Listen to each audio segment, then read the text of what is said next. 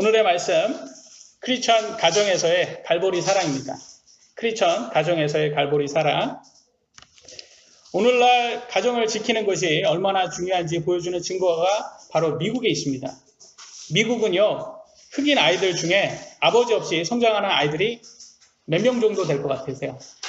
무려 75%나 된다고 합니다. 이는 4명 중에 3명이 아버지 없이 성장한다는 거예요. 상상이 되세요? 4명 중에 1명만 아버지 없이 성장하는 게 아니라 4명 중에 3명이 아버지 없이 성장하는 거예요. 1명만 아버지가 있다는 거예요. 왜 이런 현상이 있었냐면 아버지 없이 싱글맘으로 아이들을 키워야지 정부가 공짜 돈을 생활비로 주기 때문에 모든 가정들이, 흑인 가정들이 아버지를 없앴기 때문입니다. 결혼을 일부러 안 하는 거예요. 결혼을 안 하니까 어떻게 되냐? 더 좀 성적으로도 부도덕적인 생활이 되는 거예요. 남자친구가 와서 아기를 낳고, 아기는 많이 낳아야지 더 정부 보조금을 계속 받으니까 아이는 계속 낳는 거예요. 근데 아버지가 다 틀려요. 남자친구가 아기 낳고 또 남자친구 3개월 뒤에 헤어져서 다른 집에 가고 새로운 남자친구가 와서 또 아기 낳고, 이 아이들이 6명, 어떤 분들은 정말 아기를 많이 낳아요. 12명 막 이런 식으로 하는데 아기의 부모가 아버지가 다 틀리다는 거. 그리고 아버지가 함께 있지 않는 거예요. 예, 성장하면서. 그러니까 아이들이 얼마나 힘들겠습니까? 그래서 민주당이 선거 때마다 흑인들에게 너네들 지금처럼 계속 공짜로 정부로부터 돈을 받고 싶으면 성경적인 가정을 없애라. 싱글맘으로 살면서 이 민주당을 뽑아라. 이렇게 말합니다. 아버지 없이 자란 아이들은 아버지 몫까지 자신들이 해야 되는 거예요. 그죠? 한번 생각 한번 해보세요. 싱글맘 밑에서 자란 아이들, 서로 아버지가 틀린 아이들, 얼마나 또 문제가 많겠습니까? 그런 문제 많은 집안에서 하면서 아버지 몫까지 하니까 삶이 너무 힘든 거예요. 그러면 이제 또 좌파 민주당이 뭐라고 선동을 할까요? 너네들 힘들지? 그거 다 너네 탓 아니야. 누구 탓이냐? 그건 남자들 탓이야. 사회 탓이야. 부자들 탓이야. 이렇게 남 탓으로 자꾸 교육을 시켜요. 그러면서 너네는 사실은 인종차별 받은 존재들이야. 이렇게 하면서 너네는 피해자다라고 세뇌를 시킵니다. 진짜 그러면 인종차별을 했는지 한번 보도록 하겠습니다. 진짜 인종차별은 바로 민주당에서 나오는 것을 알 수 있는 게, 왜냐면 흑인들에게 정부로부터 공짜 돈을 받으면서 편하게 마약하고 물란한 성생활을 하면서 즐기라고 그렇게 말하는 사람들이 이 민주당이기 때문입니다. 아버지 없는 가정에서 자란 아이들은 정말 좌파들이 원하는 대로 물란하게 살면서 남 탓하다가 10대, 20대 젊은 나이에 범죄, 아주 강력 범죄죠. 그런데 연루되어서 죽게 되는 거예요. 흑인들을 제일 많이 죽인 사람들이 어떤 사람들일까요? 바로 흑인들이에요. 흑인들은 흑인들을 제일 많이 죽이는 거예요. 그러니까 더 많이 경찰들이 가서 강력하게 통제를 해줘야 되는데 민주당은 경찰들을 싫어하죠. 흑인 여성 인권을 주장하면서 낙태를 권장했던 민주당 백인 여성은 자신이 쓴 글에 뭐라고 썼냐면 흑인들이 다 없어졌으면 좋겠다. 그렇게 말할 정도로 아주 백인 우월주의였죠. 그러니까 흑인의 인권을 원한다면 정부의 공짜 돈을 거기에서 빠져나와서 스스로의 힘으로 중산층으로 살 수 있도록 교육하고 도와줘야 되는데 그렇게 못하게 일부러 막고 있어요. 공부할 수 있도록 도와주고 능력이 키워서 동기를 줘야 되는데 아니다. 너네들은 그런 거 하지 마. 너네들은 그런 거 할 필요 없어. 더 공짜 돈에서 중독되게만 계속 만드는 거예요. 사회에서 가장 열악한 계층으로 살도록 그렇게 만들고 있는 거예요. 그래서 민주당은 뭐라고 합니까? 경찰들에 의해서 많은 흑인들이 인종차별로 지금 총에 맞아서 죽고 있다. 라고 그렇게 말하고 있죠? 이거는 통계를 보면 진짜 알 수 있어요. 통계. 통계 한번 볼까요? 이거는 통계 제가 뽑아온 건데요. 이거 올해 september에서 나온 거예요. 그러니까 최근에 나온 거죠. 가장 최근에 나온 거라 뭐 정말 신뢰할 수 있는 건데 첫 번째 사람은 백인입니다. 백인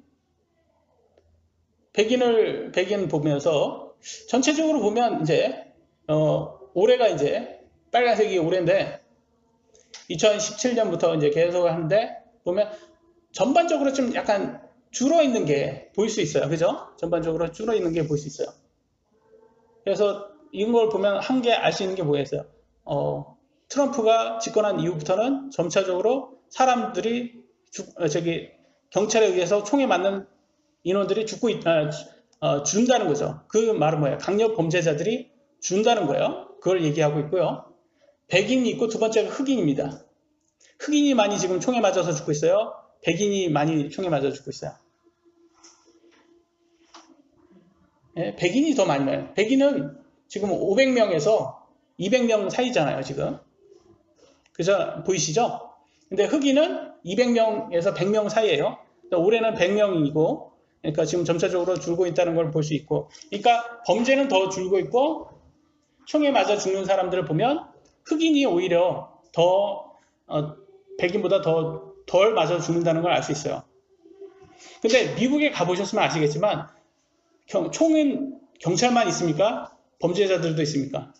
범죄자들도 있어요. 그러니까 자기가 방어하지 않으면 경찰도 총에 맞아 죽어요. 그래서 실제 총에 맞아 죽는 경찰들도 많습니다. 그러니까 이거는 자기 방어를 하기 위해서는 더 해야 되는 거예요. 물론 아주 특별한 그런 사람들도 있을 거예요. 왜 경찰이라고 다 걔네들이 백인 우월주의자가 없겠습니까? 거기에서 그런 사람들도 있을 거예요. 실제로 그런 사람들이 진짜 민주당을 지지하는지 공화당을 지지하는지는 봐야 되겠지만, 그래서 그러면 우리가 알 수 있는 거는 1년에 200에서 100명 정도 흑인이 총에 맞아서 죽는구나, 이건 알 수 있어요. 그죠? 200에서 100명은, 근데 이 사람들이 정말 선한 사람들이에요? 아니면 범죄자들이에요? 예? 범죄자들, 마약 같은 거 하고 살인하고 그런 범죄자들이 그게 가만히 순종한 게 아니라 경찰들이 하라는데, 이 사람들도 얼마나 또 범죄자들은 험악하게 하겠습니까? 그러면 개인이 뭐 이렇게 말 안 듣다가 총에 맞아 죽은 거 아니에요. 결과적으로는 자기네들도 뭐 어떻게 이렇게 거기에다 손을 집어넣으면 총을 꺼낼 수 있단 말이에요. 그러니까 어쩔 수 없이 그렇게 할 수 있단 말이에요. 근데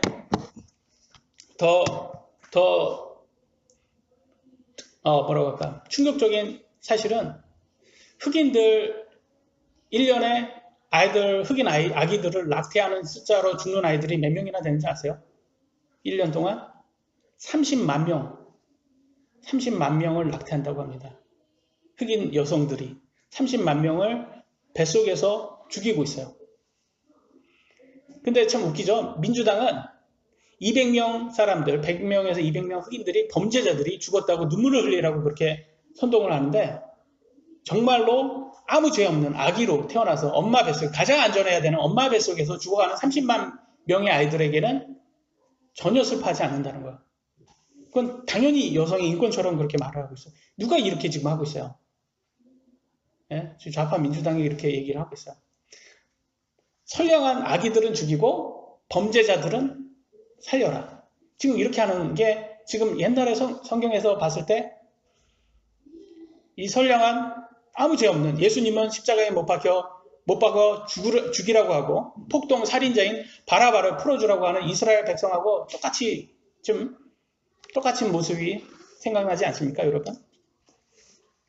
이 좌파들이요, 선과 악을 구분 못하는 이유는요, 하나님의 말씀을 부인하기 때문입니다. 아이들에게는 예수님을 믿는 아버지가 필요해요. 성경 말씀을 훈육해주는 아버지가 필요해요. 어머니를 사랑하는 아버지가 필요합니다. 왜 사탄은 좌파를 이용해서 아버지의 자리에서 아버지를 없애려 하고 있을까요? 아버지가 없어야 하나님 아버지의 사랑을 아이들이 체험할 수 없기 때문입니다.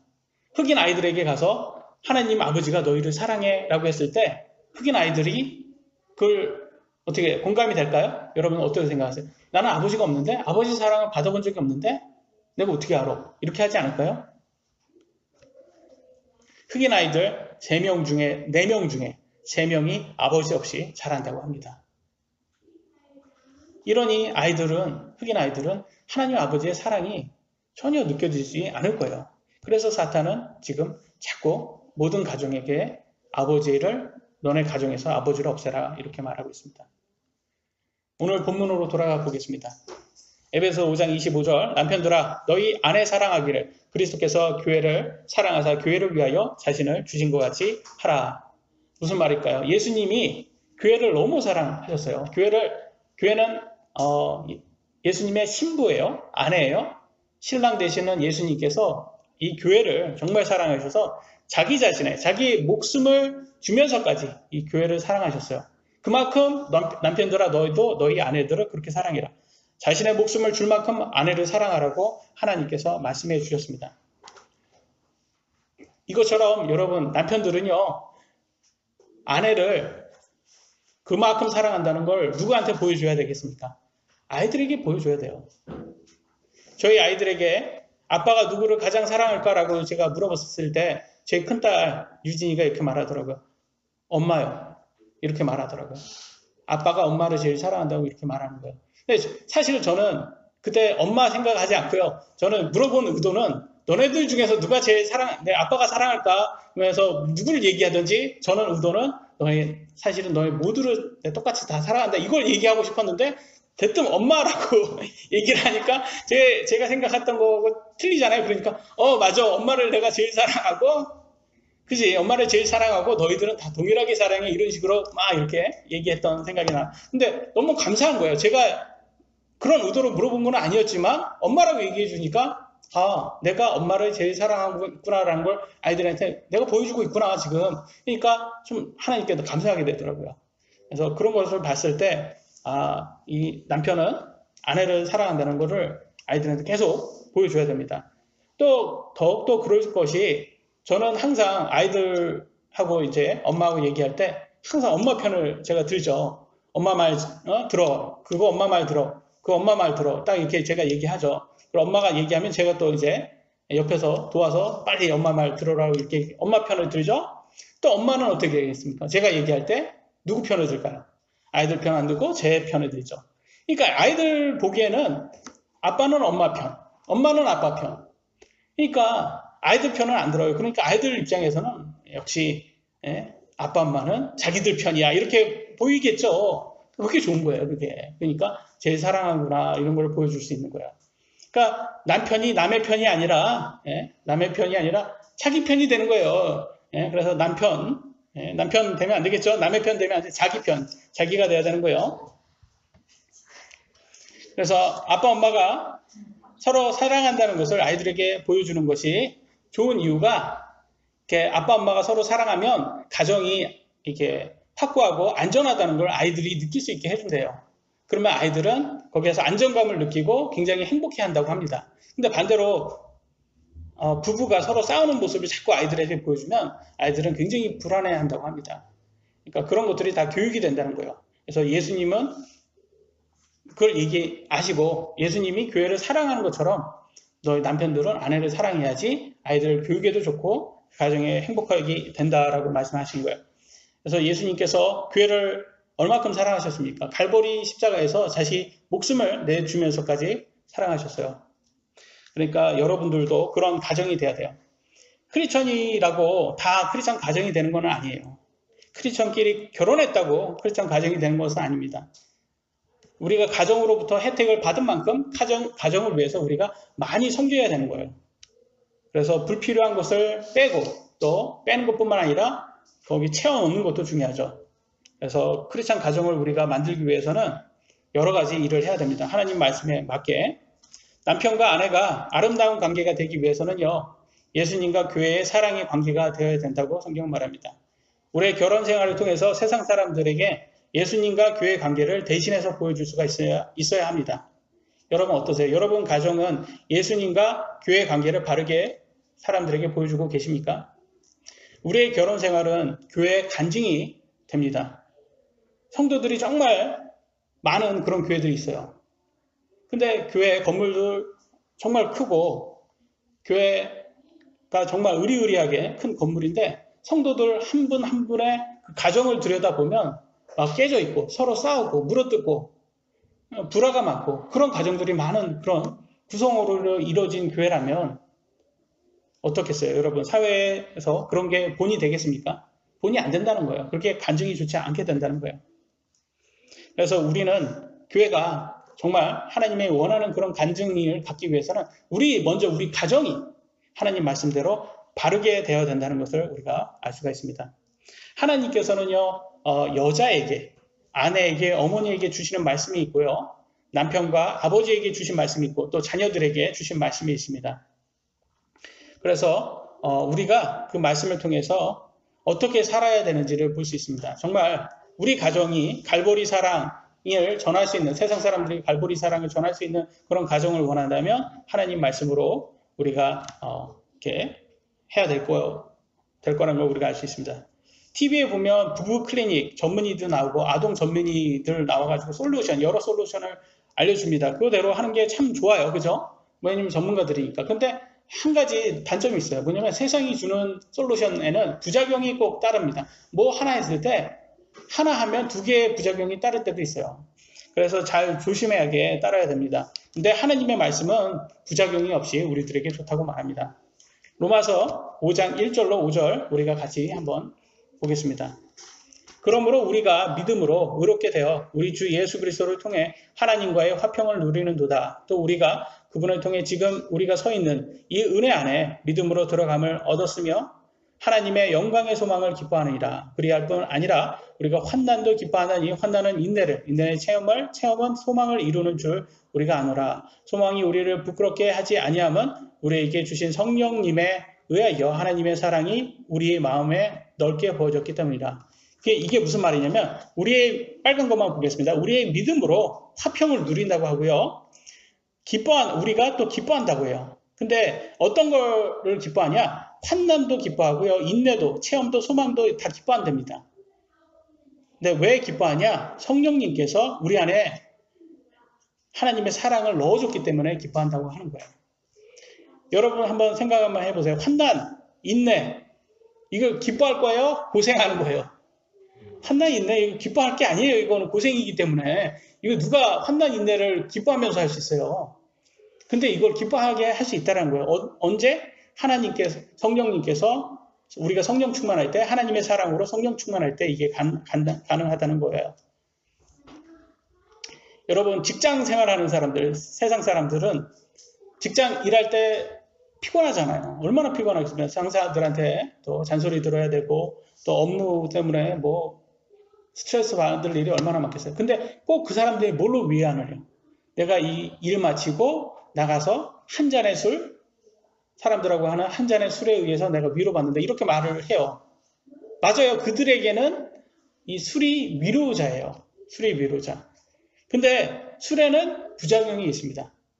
술에는 부작용이 있어요. 술로 인해서 살인까지 할 수도 있어요.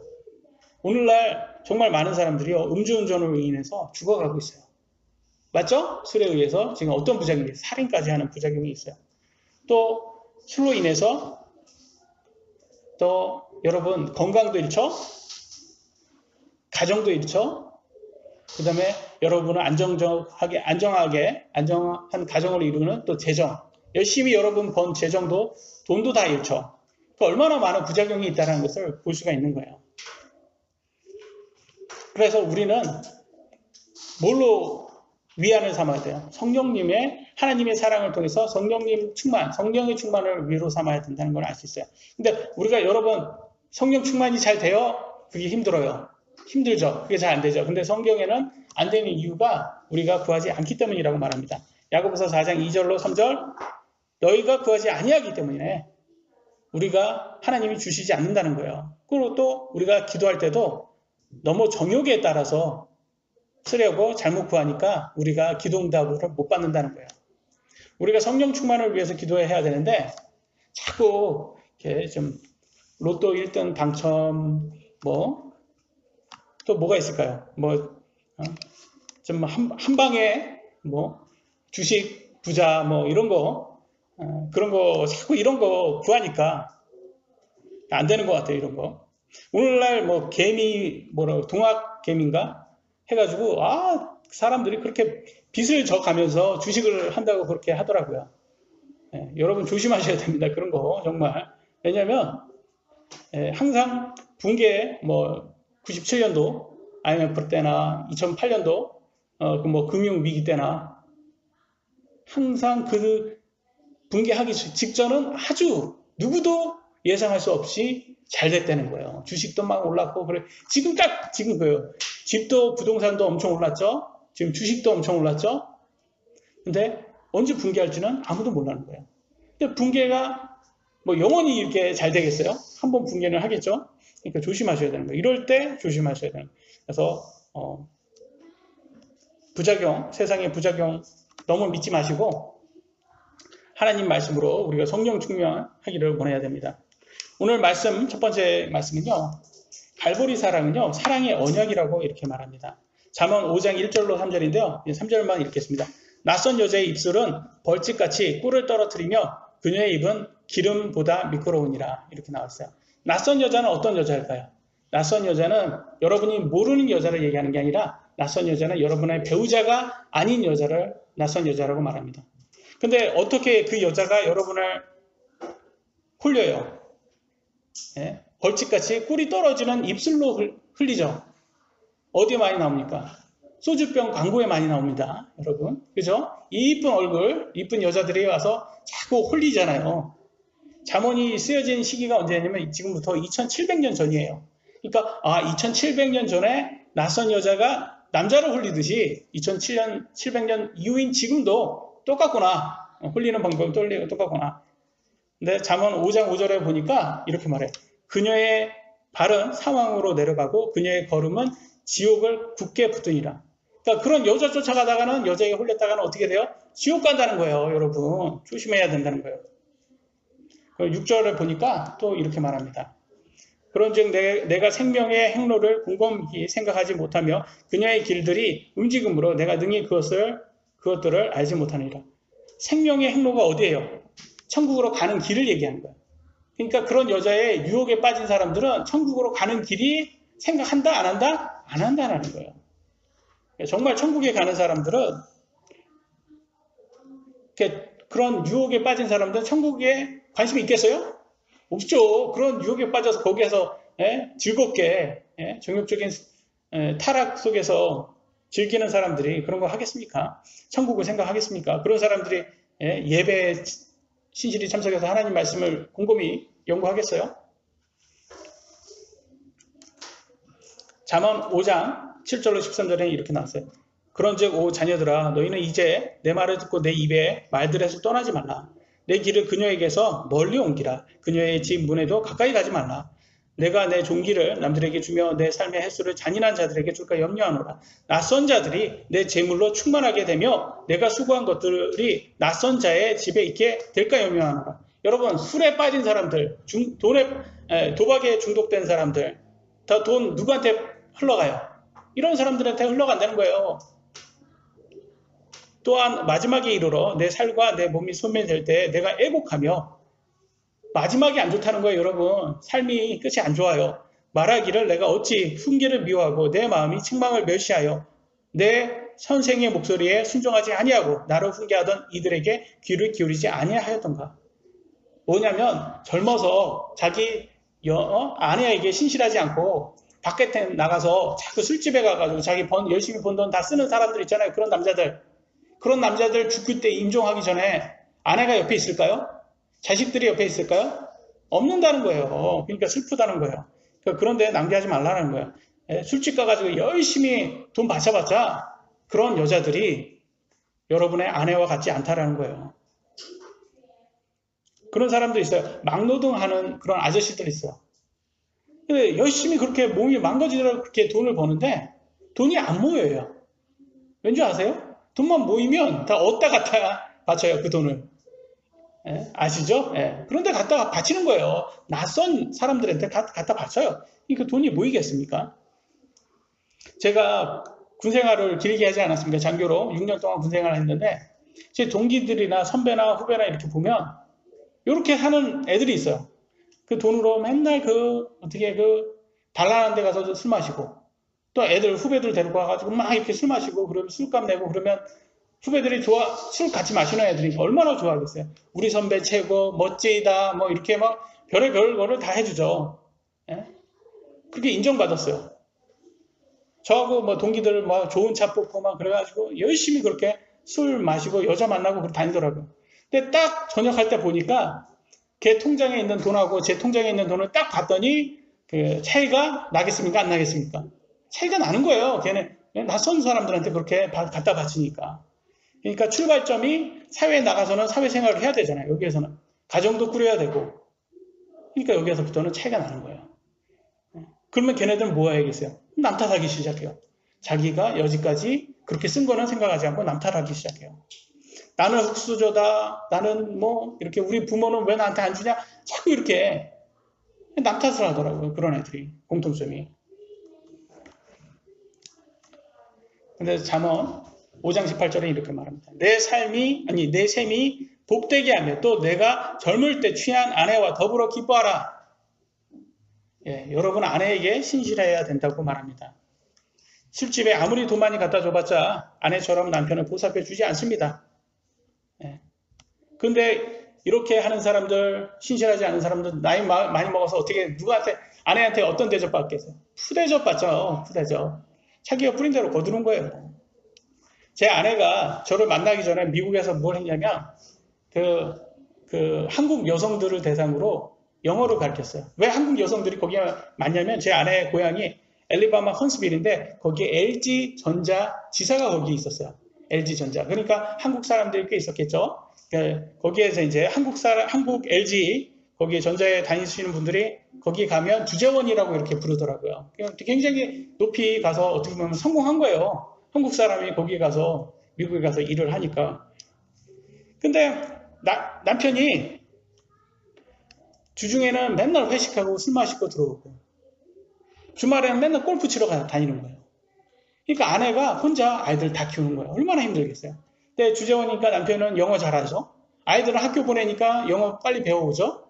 자기 혼자만 3년 동안 살았는데 영어가 안 느는 거예요. 집에만 있으니까. 그러니까 영어를, 미국에서 여러분 영어를 못 하잖아요. 그러면 어떤 느낌이 드냐면 나는 장애인이다. 이렇게 느껴져요. 나는 장애인이다. 나가지도 못하고. 왜? 말을 못하니까. 친구들을 못 사귀죠. 얼마나 외롭겠어요. 근데 한국 친구들한테 전화하면 하소연할 수 있겠어요? 야, 너 좀 남편 잘 만나가지고 주재원으로 미국까지 가가지고 그렇게 성공했다. 이런 얘기 하는데 하소연은 어떻게 누구한테 하겠어요? 남편 잘 만난다고 하는데. 근데 알고 보면 우울증으로 굉장히 고생을 많이 해요. 아내들이. 그러니까 정말 특히 우리 아이들한테 배우자를 만날 때 너무 그런 것만 보면 안 되고 중요한 게 돈만 많이 번다고 좋은 남편이 되는 게 아니다는 것을 알려줘야 되고 좋은 남편감, 좋은 아내감을 만날 수 있도록 도와줘야 되는 거죠. 그래서 말라기 2장 14절에 보면 이렇게 말하고 있어요. 내가 어려서 빨간 부분만 보겠습니다. 내가 어려서 취한 아내 사이에 증인이 되셨기 때문이라. 내가 그녀를 대적하며 배신하였으나 그녀는 여전히 내 짝이요 내 언약의 아내니라 라고 말하고 있어요. 하나님께서는요 이렇게 부부한테 보면 남편이 실제 그렇게 막 했어도 이 결혼은 여전하다라고 말씀하세요. 한번 결혼하면 끝이라는 거예요. 그걸 자꾸 이렇게 물리고 그러지 못한다는 거예요. 근데 오늘날 결혼 언약이 아니라 계약이 돼버렸어요. 계약은 뭐예요? 뭐 하지 않으면 끊어지잖아요. 그러니까 여러분이 무슨 집을 산다고 계약을 했다 하더라도 잔금을 치르지 않으면 계약은 해지되죠. 그러니까 조건에 맞지 않으면 해지되는 게 이제 계약이잖아요. 근데 언약은 뭐냐? 언약은 여러분 결혼할 때 어떤 언약을 했어요? 남편이 건강할 때나 아플 때나 부유할 때나 가난할 때나 옆에 있는다고 했죠. 이게 언약이에요. 이게. 언약은 조건이 없는 거예요. 조건 없이 항상 옆에 있겠다. 근데 오늘 젊은 사람들 결혼하면 뭐예요? 남편이 뭐해서 아내가 뭐해서 자꾸 그냥 결혼을 깨버려요. 왜? 결혼이 계약처럼 되어버려서 그래요. 언약이 아니라는 거예요. 근데 우리가 특히 크리스찬들은 누구 앞에서 언약을 했어요? 하나님 앞에서 언약을 했기 때문에 그 언약을 꼭 지켜야 됩니다. 요한복음 17장 3절과 6절, 8절로 9절에는 보면 제가 간단하게만 빨간 부분만 보겠습니다. 영생은 이것이지 참 하나님의 아버지와 예수 그리스도를 아는 것이 영생이래요. 여러분 영원한 생명을 가지고 싶으면 참 하나님 아버지와 예수님을 아셔야 되는 거예요. 그리고 그들은 아버지의 말씀을 지켰다라고 말했어요. 그러니까 아는 것은 그냥 나 안다고 말하는 것뿐만 아니라 하나님 말씀대로 지켜야 되는, 살아야 된다는 것을 포함한다는 걸 알 수 있고요. 8절 보면 또 그들은 그것을 받고 내가 아버지로부터 나온 줄을 확실히 아오며 또 아버지께서 나를 보내주신 줄도 믿었나니. 그러니까 예수님은 누구로부터 오셨어요? 하나님 아버지로부터 오셨다. 예수님은 그냥 사람이 아니라는 거예요. 하나님 아버지가 보내신 구원자라는 걸 우리가 믿어야 되는 거고요. 9절 보면 내가 세상을 위해서 기도하지 아니하고 아버지께서 내게 주신 자들을 위해 기도하오니 그들은 아버지의 것이니라. 영생을 가진 자는 누구의 것? 하나님의 것이고요. 그럼 예수님은 누구를 위해서 기도한다고? 이 영생을 가진 자를 위해서 기도하지 세상 사람을 위해서 기도하지 않는다고 말해요. 많은 사람들은 그래요. 하나님이 있어? 근데 왜 나한테 이래? 그러면 당신은 영생을 가진 사람입니까? 이렇게 물어볼 수 있는 거예요. 영생을 가진 사람을 위해서 지금 예수님은 기도한다고 하잖아요. 그러면 반대로 잃어버린 사람들은 누구한테 기도해야 돼요? 너네들의 신, 너네들의 믿는 사탄에 가서 기도해야 되는 거예요. 그 사람들은. 영생이 없는 사람들은 그들의 신인, 그들의 하나님인 사탄한테 가서 물어봐야지 예수님, 하나님한테 구하면 안 되겠죠. 그래서 영생을 가진 하나님의 자녀들만 예수님이 기도를 해주신다고 이렇게 말씀을 하십니다. 그래서 하나님께서는 그렇게 우리들에게 이 구원의 확신을 주셨어요. 이 굉장히 중요한 거예요. 근데 하나님께서 이 구원의 확신은 언약으로 주신 거거든요. 근데 만약에 기분이 우울적하다, 하나님의 기분이 막 왔다 갔다 한다고 해서 만약에 오늘은 구원의 확신이 예수님한테 있지 않고 너네 세상에 기부를 많이 한 사람한테 내가 구원의 확신을 주겠어. 이렇게 만약에 하나님이 마음대로 바꾼다면 누가 구원의 확신을 가질 수 있겠어요? 그러니까 하나님은 절대 바뀌지 않는 구원의 조건을 내주셨어요. 누구냐? 예수님을 믿는 사람. 이렇게 주신 거예요. 그러니까 우리들도 그와 같이 우리의 결혼 생활을, 결혼을 언약처럼 우리가 받아서 절대 깨서는 안 된다는 것을 보여주고 있습니다. 두 번째, 갈보리 사랑은 사랑의 이유가 된다고 말을 합니다. 요한일서 19장 보시면 우리가 그분을 사랑하면 그분께서 먼저 우리를 사랑하셨기 때문이다. 여러분 하나님을 왜 사랑합니까? 라고 말할 때 여러분 이렇게 말하셔야 돼요. 하나님이 나를 먼저 사랑하셨기 때문이다. 이렇게 말씀하셔야 돼요. 여러분 아이들한테 사랑을 보여주지 않으면 아이들은 부모를 사랑하지 않습니다. 그잖아요. 아이들을 맨날 그렇게 막 학대하고 그렇게 못 살게 그러면 아이들이 그 부모를 사랑하겠어요? 사랑하지 않는다는 거예요. 아이들한테 먼저 부모가 사랑하니까 아이들이 그 사랑을 받고 부모를 사랑할 수 있는 거예요. 이와 같이 하나님도 우리에게 먼저 사랑을 보여주셨어요. 어떻게 사랑 보여주셨어요? 예수님, 자기 신의 아들 예수님을 우리를 대신해서 십자가에 죽게 하셨잖아요. 그리고 또 그 예수님을 믿으면 여러분들도 예수님과 같은 부활을 할 수 있도록 약속해 주셨잖아요. 그 차이예요. 근데 여기에서 하나 아셔야 되는 것은 우리 하나님은 사탄은 자꾸 여러분에게 어떻게 선동을 하냐면 이렇게 말합니다. 야, 하나님은 정말 치사해. 자기가 죽지 않고 자기의 아들을 죽여. 이렇게 말합니다. 참 비겁해. 이렇게 말해요, 사탄은. 근데 여러분 아셔야 되는 게 있어요. 우리 하나님은 능력의 하나님이세요.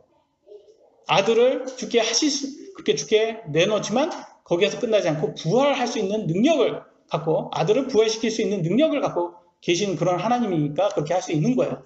우리 하나님은 그런 하나님이십니다. 그리고 그분을 믿는 모든 사람, 예수님을 믿는 모든 사람들을 똑같이 부활시켜 주신다고 약속하셨어요. 능력이 있으니까 우리가 그분을 신뢰할 수 있는 거예요. 근데 능력 없는 사람이 큰 소리 치는 세상에는 그런 사람들이 많아요. 보니까 평등하고 정의롭고 공정한 사회를 만들겠다고 그렇게 했던 사람이 있는데 어떻게 현재 여러분 그런 사회를 맞이하셨어요?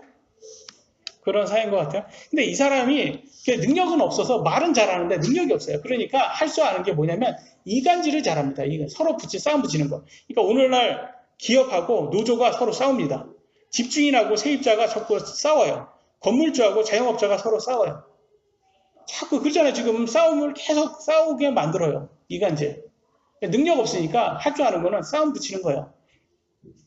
그러니까 코로나 때문에 지금 현재 기독교를 막 다 싸우고 있잖아요.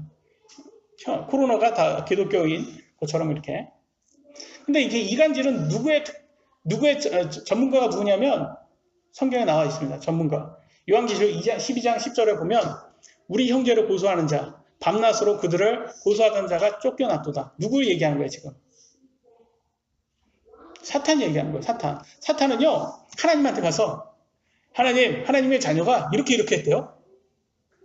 하나님 믿는 사람들 이렇게 했어요. 얘네들 나쁜 애들이에요. 맨날 하나님 믿는다고 하면서 맨날 못해요. 하나님 말씀 완벽히 지키지 못해요. 누가 이렇게 해요? 사탄이 이룬다는 거예요. 사탄이 하나님하고 하나님의 자녀들을 자꾸 이간질시켜요. 이간질의 전문가는 사탄이에요, 사탄. 근데 이상하잖아요. 이게 지금 이 좌파 민주당의 전문가가 이 사람들이 이간질의 전문가라는 걸 알 수 있어요. 조국, 윤미향, 추미애 그러면 뭐가 생각나요? 불평등, 불정의, 불공정이 생각나요. 그러니까 능력 없는 사람이 나라를 맡으면 나라 전체가 능력 없이 되어가는 거예요. 그러니까 여러분 가정에 제가 항상 말씀드리잖아요. 지금 경제가 어떻게 될지 모른다. 지금은 호황기지만 언제 떨어질지 모르니까 우리가 너무 여러분 재정 관리 잘 하셔야 된다.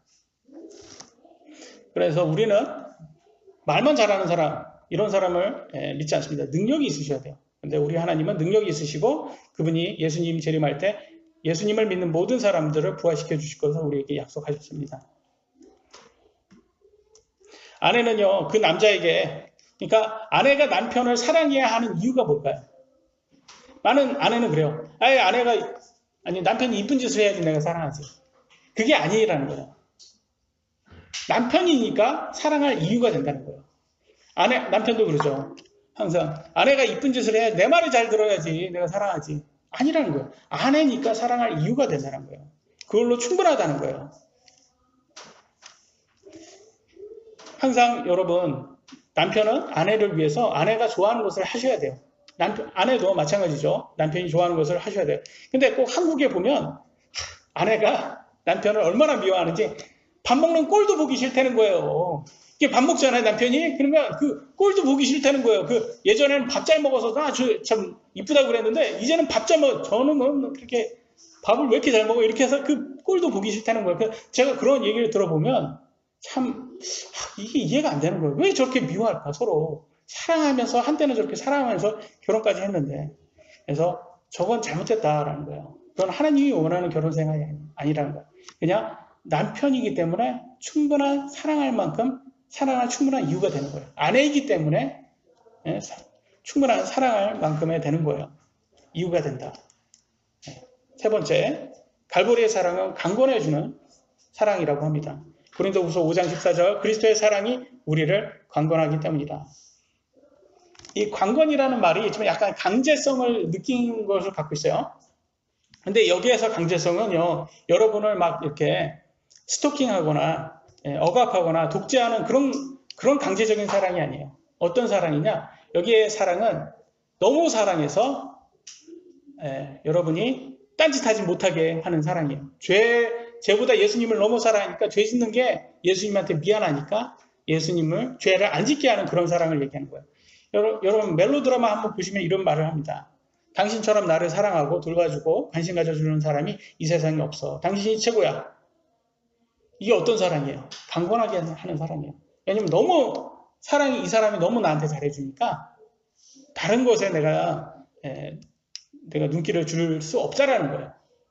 그러니까 강권한 사랑은 정말 최고의 사랑을 주면서 그 다음에 자유로운 사랑이에요. 자의에 의해서 선택된 사랑입니다. 그게 강권한 사랑이에요. 독재자 사랑하고 틀려요.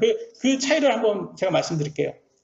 여러분 개신교, 기독교 중에서 우리가 믿는 이 개신교가 있는 국가는 꼭 다른 종교가 있어요, 없어요? 다른 종교가 항상 있어요. 종교의 자유가 있다는 거예요. 근데 한번 보세요. 중동 한번 보세요. 이슬람교 한번 보세요. 나라 전체가 이슬람교죠. 거기는 다른 종교를 허락을 안 해요. 유럽 가서 이제 천주교 국가 한번 보세요. 거기는 거의 95%가 천주교예요. 동남아 가서 불교 있는 국가 한번 보세요. 거기도 거의 나라 전체가 다 불교예요. 근데 이상하게 미국이나 한국이나 이렇게 개신교가 있는 국가를 보면 모든 종교를 다 허락을 합니다.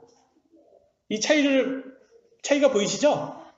그러니까 이 하나님은 유일하신 하나님이시지만 우리를 억지로 하나님을 믿으라 하지 않는 거예요. 강건한 사랑으로 내가 최고의 사랑을 너에게 주니까 이걸 원하는 아이들은, 원하는 사람들은 다 나를 믿어라. 이렇게 자유롭게 믿게 허락을 하셨어요. 최고의 사랑을 주시니까 그게 가능한다는 거예요. 그래서 종교의 자유가 꼭 있어야 되는 거예요.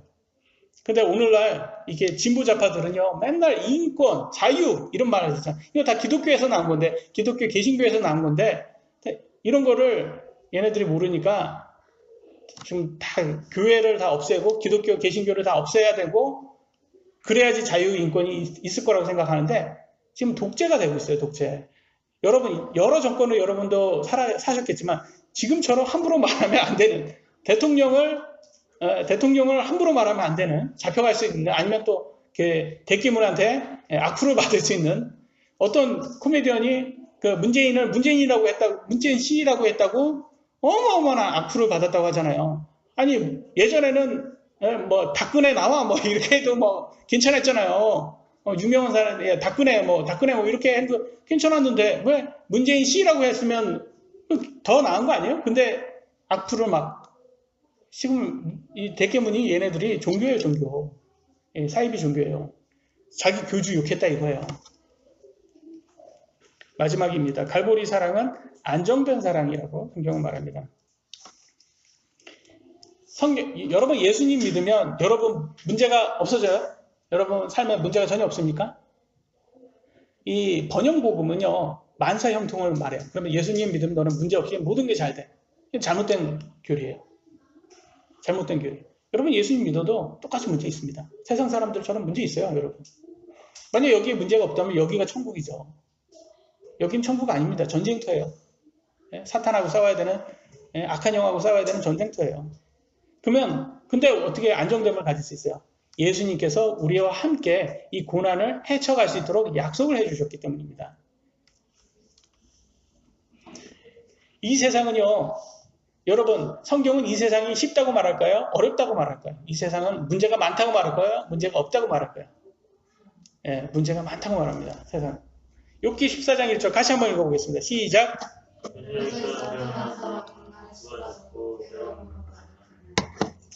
남자에게서 태어나신 분 여기. 남자로부터 태어나신 분 없죠? 다 여자로 태어나셨어요. 여러분 엄마로부터, 남자나 여자나 엄마로부터 다 태어나셨어요. 그러니까 다 여자로부터 태어나셨죠. 그러니까 모든 사람은 괴로움이 가득한 게 맞아요, 여러분. 그러니까 예수님 믿어도 괴로움은 가득해요. 왜냐면 여기는 천국이 아니기 때문에, 여기는 전쟁터이기 때문에 괴로움이 가득합니다. 그런데도 불구하고 여러분이 인내할 수 있는 것은, 절제할 수 있고 하는 것은 예수님이 여러분과 함께하고 있어 주신다는 것을 말씀하셨고 약속하셨고, 여러분 구하시면 여러분이 그 문제를 해결할 수 있는 능력을 주신다고 하셨어요. 요한일서 4장 10절로 11절에 이렇게 말합니다. 그분께서, 빨간 부분만 보겠습니다. 그분께서 우리를 사랑하시고 자신의 아들을 보내사 우리의 죄들로 인해 화염으로 삼으셨나니 여기엔 사랑이 있느니라. 우리도 서로 사랑하는 것이 마땅하니라. 그래서 예수님을 믿는 사람은 어떤 사람을 얘기하는 거예요? 서로 사랑하는 사람을 얘기하는 겁니다. 그러니까 부부가 서로 사랑을 해요. 그리고 교회 성도들, 가족들이 서로 사랑을 해요. 이런 걸 보여줄 수 있는 게 진짜 예수님을 믿는 사람들인 거예요. 밖에 자꾸 이렇게 가정에 문제가 많고 서로 막 그렇게 다투고, 교회 안에서도 맨날 그 목사하고 성도들이 맨날 다투고, 그러면 이거는 예수님 믿는 사람이 아니라는 거예요. 그거를 반증해 주는 거예요. 그러니까 싸우지 말고 사랑을 하라라고 성경은 말하고 있어요. 어떤 가정에 가서 보면 예수님을 믿는다고 그렇게 얘기하고, 다 어떻게 교회에 가서는 다 뭐 그래도 인정받는 사람들인데, 가정에 가서 보면 맨날 부부가 서로 싸우고 자녀하고 맨날 싸우고 그런 가정이에요. 그럼 뭐가 문제가 있는 거예요, 그 가정은. 그러니까 하나님의 말씀을 머리로만 이렇게 배운 사람들인 거예요. 여러분, 가정은요, 세상은 전쟁터잖아요. 네? 세상 전쟁터면, 그러면 여러분 부대에 오면, 부대에는 어때요? 휴식을 취하는 휴식처가 되고 안식처가 돼야 돼요. 그 마찬가지로 여러분 가정은 안식처고 휴식처가 되어야 돼요. 근데 남편이 맨날, 오늘날 세상 이렇게 이 토크쇼 같은 거 보면 뭐예요? 남편이 집에를 안 들어가요. 집에 들어가는 걸 그렇게 싫어요. 집에 들어가면 불화가 있기 때문에 그런 가정은 성경적인 가정이 될 수가 없는 거예요. 일례로 제가 이제 새로 배운 게 있습니다. 뭐냐면 제가 항상 목소리가 이렇게 화난 목소리로 우리 아이들한테 막 거칠게 얘기를 해요. 너네 엄마 말 잘 들어야지, 아빠 말 잘 들어야지. 뭐 이렇게 했는데 또 이게 잘못된 거라고 합니다. 이 목소리를 격양시키고 화난 목소리를 한다고 아이들이 더 잘 듣는다는 건 착각이랍니다. 그러니까 화가 났다는 말을 천천히 할 때도 화난 목소리가 아닌 이렇게 천천히 이렇게 이성적으로 얘기를 하셔야 된다고 합니다. 내가 이래서 너한테 화가 났어. 그 말은 또 우리 희영이가 오해할 수도 있는데 그 말은 혼나지 않는다라는 게 아니에요. 그냥 목소리만 톤만 낮춘다는 거예요. 톤만 너무 이렇게. 왜냐면 그 톤 때문에 더 아이를 화나게 만들 수 있으니까. 근데 톤을 낮춰서 혼나는 건 똑같아요. 혼나는 건 똑같은데 너가 이거 잘못했어. 저거 잘못했어. 근데 톤을 낮추라는 거예요. 톤을 낮춰서 왜 말투 있잖아요. 말투가 막 들으면 막 화나는 그런 말투 있잖아요. 그러니까 그런 말투가 효과가 없대요. 그런 말투를 하지 말래요. 근데 우리는 어떤 민족입니까? 욱의 민족 아닙니까? 욱. 우리 모두 다 욱하지 않습니까? 한욱하지 않습니까? 여기 욱하지 않으신 분 한국 사람 아니에요. 욱하지 않은 분은 한국 사람 아니에요. 우리 다 욱하잖아요. 한욱하잖아요. 그러니까 조심하셔야 돼요. 그러니까 여러분 내가 욱할 때 생각하세요. 내가 욱할 때 나 하나님 믿는 사람이지. 하나님이 나 보시고 있지. 그러면 욱할 때 나는 다른 선택을 하자. 그래서 천천히 내가 사랑하는 우리 자녀와 내 아내에게 내 남편에게 천천히 얘기하자. 그래서 편한 말투로 이렇게 하시다 보면 되는 거예요. 그렇다고 제 아이들이 더 혼나지 않습니다. 맞는 거 똑같이 맞아요. 똑같이 맞는데 대신 말투가 화난 목소리가 아니에요. 그렇게 바뀌었어요. 저도. 그래 바뀌었는데 그게 더 확실히 더 좋더라고요. 왜냐면 제 아내도 별거 아닌데 화난 말투로 이렇게 할 때가 있고 저도 그래요. 마찬가지. 근데 그게 더 오해를 더 일으키더라고요.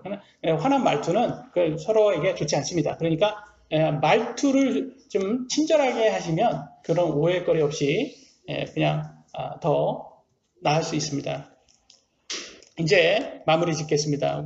하나님께서 우리에게 갈보리 사랑은 언약이라고 얘기하셨어요. 그러니까 우리 결혼 생활은 언약입니다. 또 사랑해야 하는 이유가 된다고 말합니다. 여러분 남편이기 때문에 사랑하셔야 되는 거예요. 아내이기 때문에 사랑하는 거예요. 그 이유 더 많은 이유거리가 더 필요하지 않습니다. 충분합니다. 그거면. 그리고 우리 예수님의 사랑은 우리를 강건해 주는 사랑이에요. 그러니까 우리 배우자에게도 그런 강건한 사랑을 주셔야 되고요. 우리 특히 아이들에게 안정된 됨을 주셔야 됩니다. 우리 하나님의 사랑은 우리에게 안정됨을 주신다고 하셨어요. 그런 안정된 사랑을 우리 아이들에게 주실 수 있는 그런 부모가 될 수 있도록 우리 예수님의 이름으로 기도합니다. 마치겠습니다. 기도하시겠습니다.